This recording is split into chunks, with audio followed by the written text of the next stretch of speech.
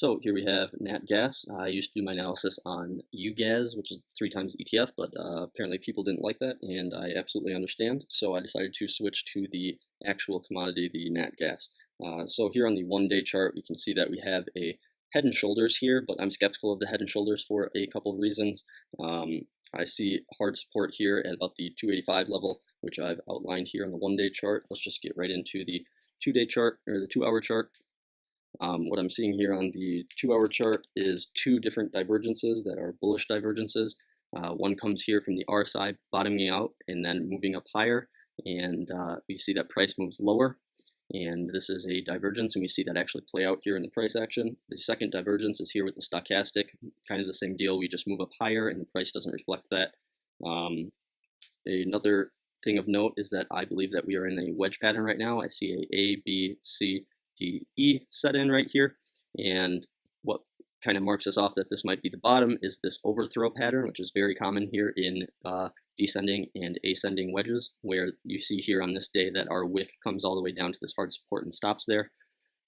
This breaks out of the pattern, it breaks lower, and that's kind of the point where all of the bears sell out of their shorts, and it relinquishes a lot of the strength to the downside. So that's called an overthrow pattern here in the wedges, and it's something to look out for.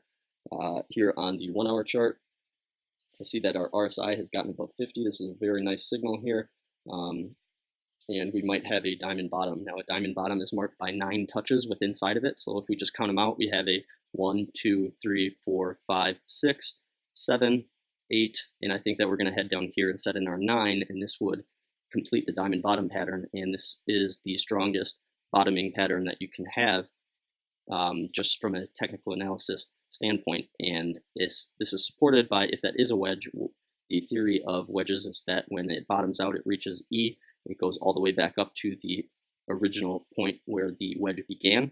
And another interesting thing I wanted to note on nat gas is the idea that we have a ton of different head and shoulders patterns that take place here throughout the chart. Onto the 30-minute chart.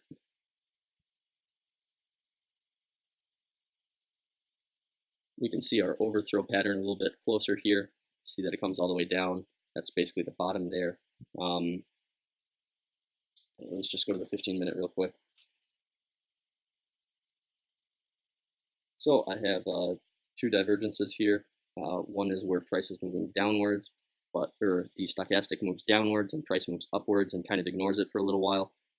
This gives me more reason to believe that we have a bit to fall here, and I marked this bubble as my entry point. This would mark the completion of the 9th touch here, and it also conveniently falls here at our 50% fib level, which is one of the stronger fib levels. A second divergence is that we have a low right here, and we have a lower low over here, but price is higher. So this is a second divergence here on the 15-minute time scale. Because it's on the 15-minute, I wouldn't give that much strength to this divergence. However, it does give me supporting evidence that we are going to come down further here and perhaps fulfill my prediction that this is a diamond bottom, and we are going to hit our 9th touch here and shoot higher, hopefully. So on the 5-minute, kind of same deal.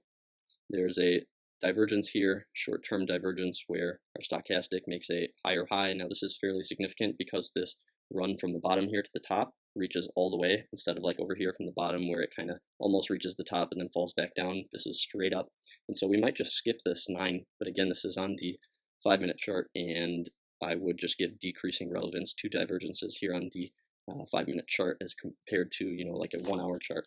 So if we go back to the 2-hour chart, I just want to show you the final destination that I'm looking at. If this does come true, I can see us going back up to the start of our rising wedge, and that would be a pretty significant gain here if you are in the 3 times UGAS, or UNG or GASL.